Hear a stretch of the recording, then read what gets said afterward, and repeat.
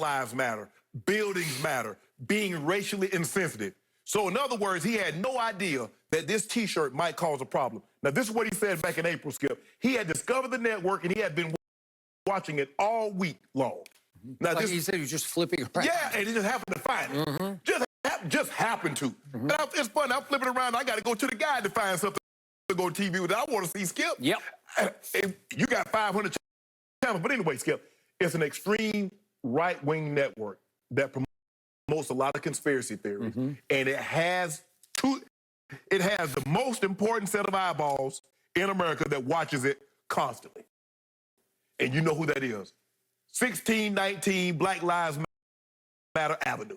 Because it is a supporter of that. Yes. And occasionally they will have plants, reporters from that network, and then they ask him, Mr. President, do you think Congress should investigate Hunter Biden and Burisma? And he's like, I absolutely think if it was me. Thank you for that question. Yeah, exactly. So, Mike Gundy, you know what's up. And then, Skip, the thing is, if you look at the current and the offensive line, we stand with Chuba. We stand here. We with him. I think it's Chuba. Chuba. Yeah. The former players. Yep. Now, if you know, a lot of Dabo Swinney's Clemson coach rushed to his defense. They rushed to Dabo's side like, Dabo, we're going to take some of these blows for you. Correct. Not one. If he was someone important and they were Secret Service, oh, he getting got. Because they moving all out the way. They ain't taking none of them blows. And Skip, hey, the thing. In April 2020, this is what he said. The the Chinese virus, oh, they should come back to school in May because they're young. They can probably fight it off because we need to continue that money run that money through the state of Oklahoma. But he ain't no Skip. Now, who was the first person to coin the term Chinese virus? And you don't think he know. He probably going to be at that rally in Tulsa on Saturday night. I wouldn't be surprised. Look for a guy about 6'2", mullet. That's him. Skip, he need to stop this. The days of you can't plead ignorance. And then when guys want to transfer from his program, he calls them snowflakes.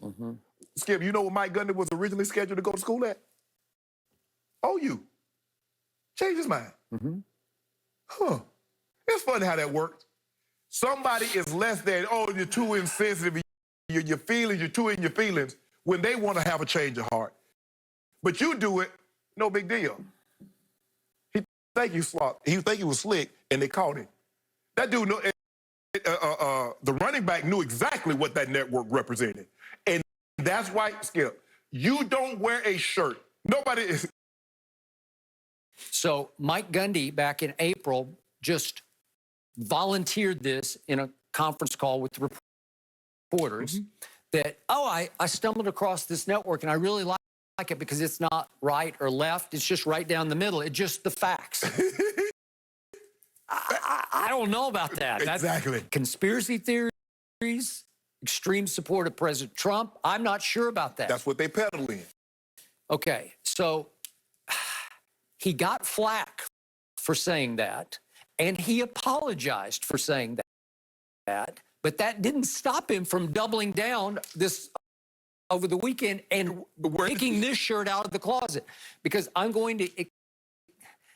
just going to suspect that OAN then sent him a T-shirt because he applauded them, right? Right.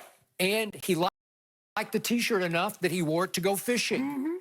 And then he was with a young reporter who works for CBS Sports covering that region, and they're out fishing, and they took a picture of all the haul that they caught, and he knew exactly. He's been doing this for 15 years. He's been the head coach there for 15 years. He's been in the media spotlight.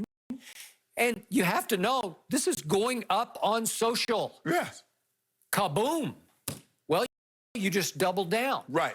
And then, again, I mentioned Barry Trammell, a columnist at the Oklahoma, and he pointed out in his piece that he wrote last night that back in April, Gundy expressed support for President Trump, and that flew under the radar when life was all about the pandemic. Right. So that came out of his mouth, and it kind of came and went. Right.